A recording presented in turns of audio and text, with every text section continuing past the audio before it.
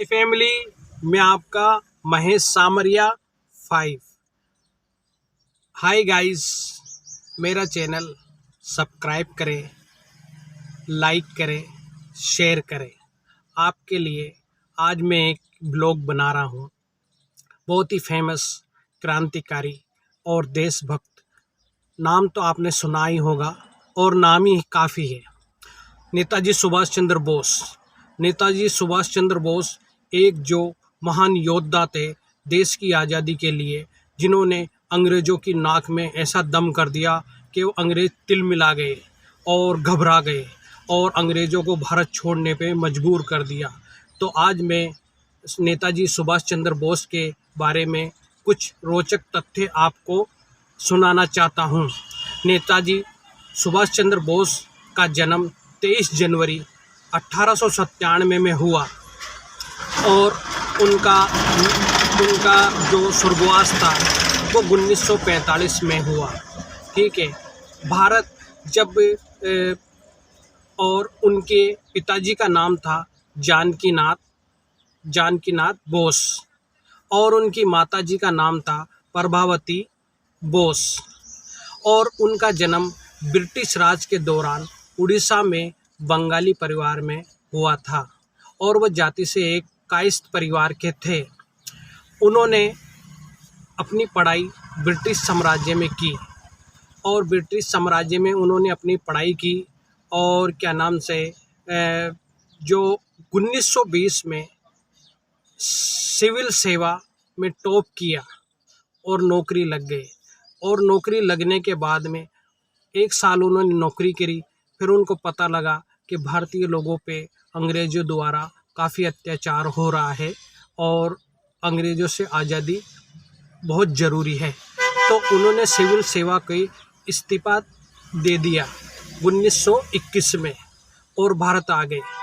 और भारत के आने के बाद में उन्होंने उनके जो गुरुजी थे इस आज़ादी की लड़ाई में, उनके जो एक गुरुजी भी थे और वो बहुत ही फेमस थे और भगत सिंह उनकी काफ़ी बात मानते भी थे। तो जो गुरुजी थे उनका नाम था, गुरुजी का नाम बहुत ही अच्छा नाम था। उनका नाम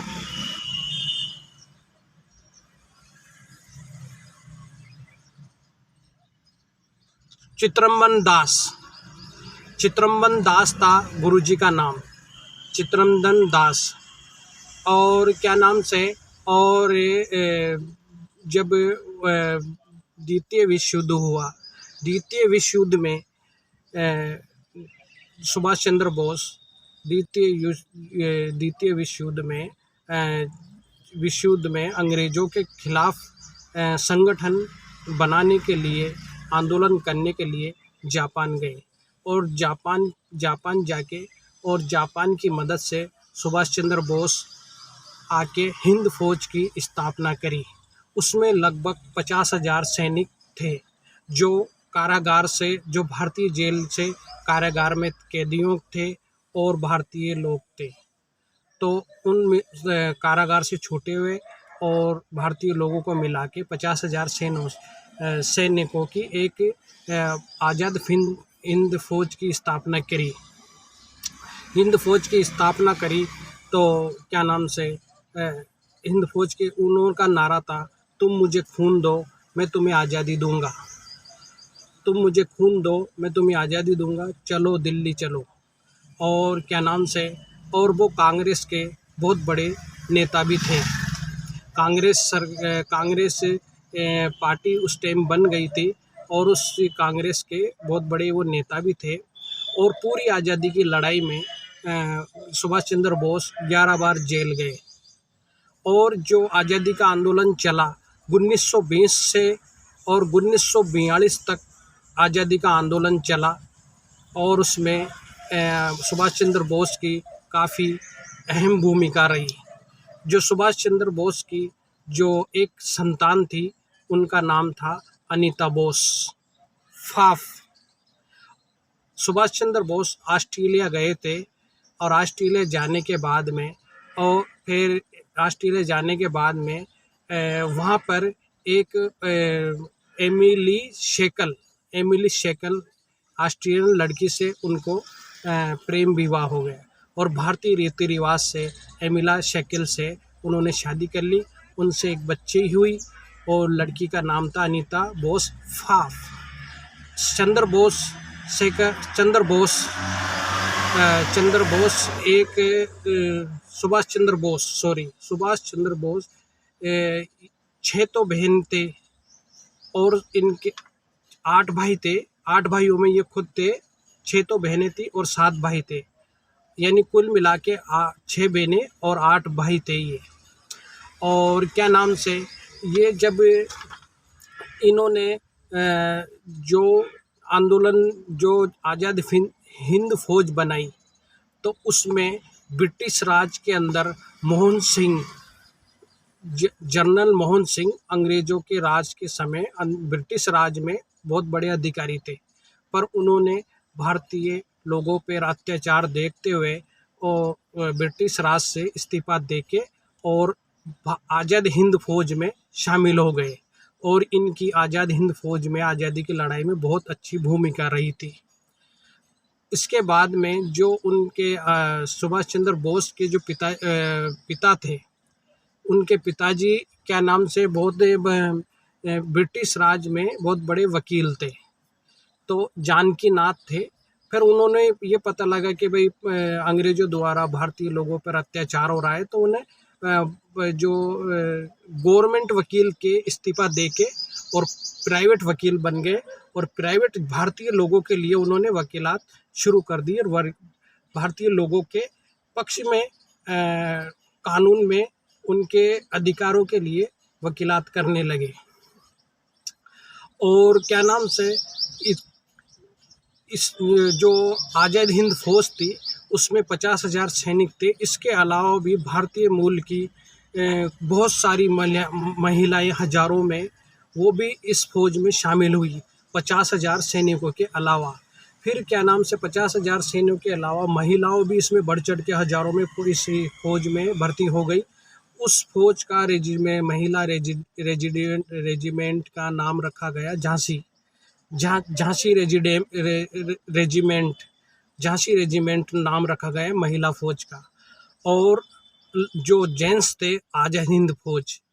तो इस तरह से इन्होंने अपनी एक फ़ौज बनाई और जापान की मदद से असला, बंदूकें, बारूद, गोला, कई तरह के हथियार उनके सपोर्ट से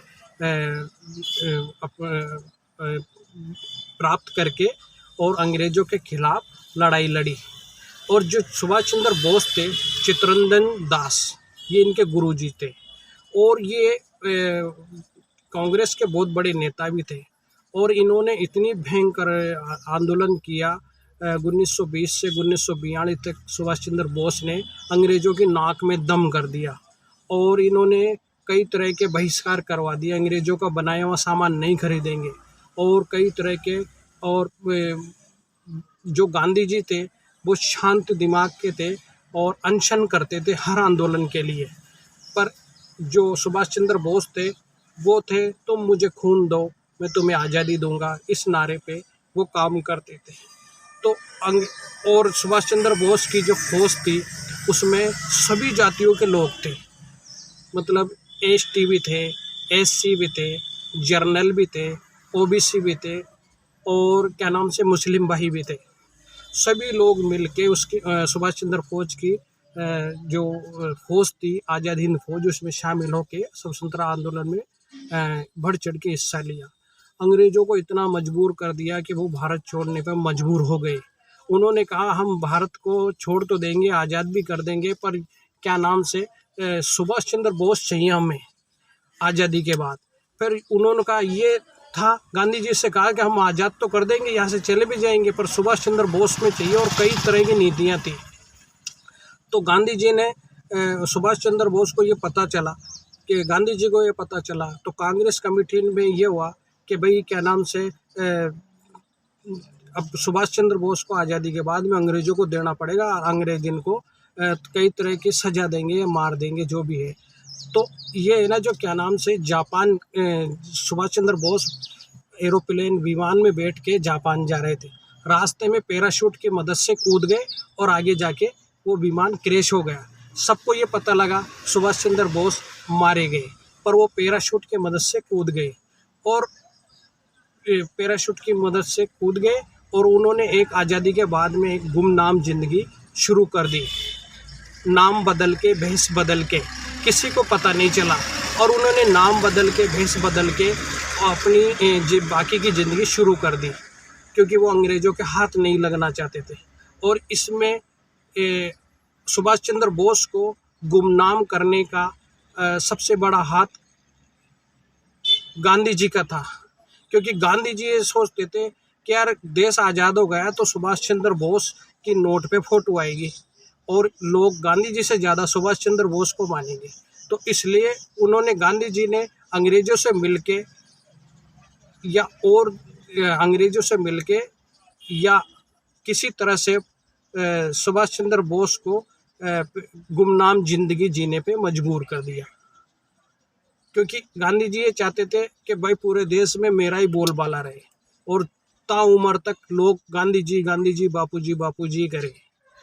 पर इसलिए अगर वो उसको गुमनाम ज़िंदगी नहीं जीते सुभाष चंद्र बोस, तो आज नोटों पे सुभाष चंद्र बोस की फ़ोटो होती, महाराणा प्रताप की होती, झांसी की रानी की होती, चंद्रशेखर आज़ाद की होती, भगत सिंह की होती, गुरु गोविंद सिंह की होती, अंबेडकर साहब की फ़ोटो होती। तो इस तरह से कई बड़े नेताओं ने मिलके देश के आज़ादी के वीरों को लुप्त कर दिया और गांधी जी को ही फ्रंट पे रखा। तो मेरा सबसे ये निवेदन है, गांधी जी भी देश की आज़ादी की लड़ाई के लिए अपना घर बार छोड़ा, खुशी शानो शौकत छोड़ी, महल मार छोड़े, रईसी छोड़ी, गरीबी में आए। मैं ये नहीं कह रहा गांधी जी ने कुछ नहीं किया, गांधी जी ने भी बहुत किया, अपना पूरा जीवन निछावर कर दिया आज़ादी की लड़ाई में। पर गांधी जी के कुछ सहयोगी द्वारा या देश के दुश्मनों द्वारा या देश के बड़े नेताओं द्वारा जो वीर थे उन्हें लुप्त कर दिया, सिर्फ उन्हें किताबों की हिस्ट्री तक ही सीमित कर दिया और उनकी हिस्ट्री भी पूरी तरह से विकसित नहीं है। तो मैं ये कहने का ये मतलब है, भाई जिन वीरों ने किया उनकी मूर्तियां लगनी चाहिए, बड़ी बड़ी मूर्तियां लगनी चाहिए, सुभाष चंद्र बोस की, चंद्रशेखर आज़ाद की, गुरु गोविंद सिंह की, अब्दुल जी कलाम की, महाराणा प्रताप की, झांसी की रानी की, भगत सिंह की, गुरु गोविंद सिंह की, ऐसे कई नेता हैं। तो चंद्रशेखर आज़ाद की, ऐसे की बड़ी बड़ी मूर्तियां लगनी चाहिए, नोटों पे फ़ोटो आनी चाहिए और हिस्ट्री में उनके बारे में पूरा लिखना चाहिए, और जिससे आने वाली जो पीढ़ी है जो जोशीली हो, गर्मजोशी हो कि देश के हित के लिए लोगों ने अपना सुख चैन सब कुछ छोड़ दिया, शानो शौकत छोड़ दी और देश हित की लड़ाई में पूरे जो शानो शौकत से वो लग गए। तो आज का मेरा यही है कि देशभक्त रहें, देश से गद्दारी ना करें, जो भी काम करें देश हित में करें, समाज के हित में करें, परिवार के हित में करें। जय हिंद, जय भारत।